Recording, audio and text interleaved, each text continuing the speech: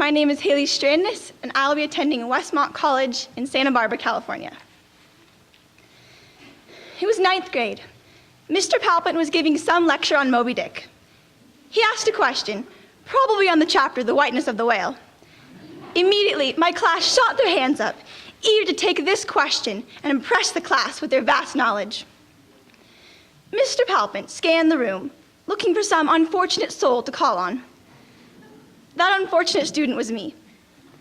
I paused, pulled my hands into my sleeves, and I stood, saying in a quiet voice, "I don't know."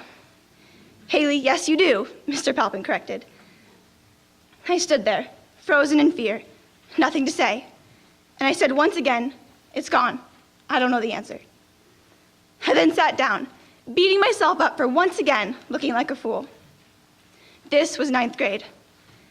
After 9th grade, I wanted so desperately to leave the Oaks. I begged my parents to let me leave. I'm so glad that God allowed me to stick around to fail a little bit. This journey was certainly not easy, but God was faithful through it all. The reason the Oaks journey was so difficult for me was I was gripped by fear of failure. I wanted so desperately to be perfect, or as perfect as I could be. I worked myself so hard, slaving over every worksheet, writing assignment, and test. I would not fail. However, with this mindset, I only failed more. I failed my first oral test, I failed Harkness discussions, and I failed myself. I continued to fall flat on my face. But that was all part of the sanctification process of Jesus Christ.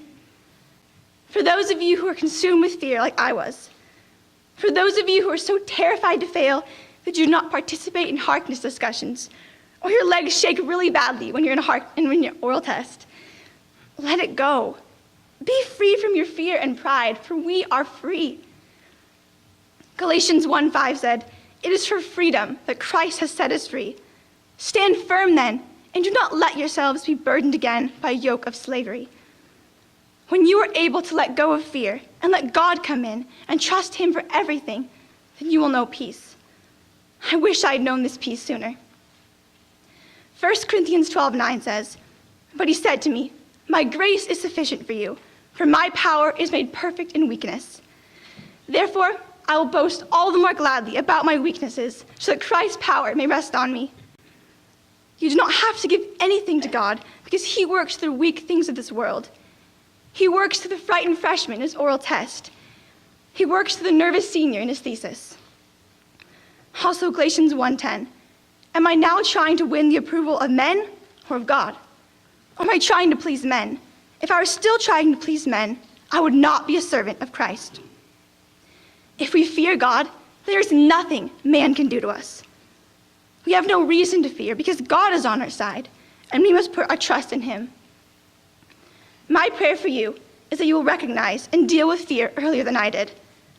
Place your trust in God, for then what have you possibly to fear? With God on your side, no bad grade, no stressful thesis, and no Harkness discussion can ever bring you fear and disappointment again. I'm so lucky that I'm here today and not at any other place. This is truly the best school. Thank you. Trust God and know peace. Thank you.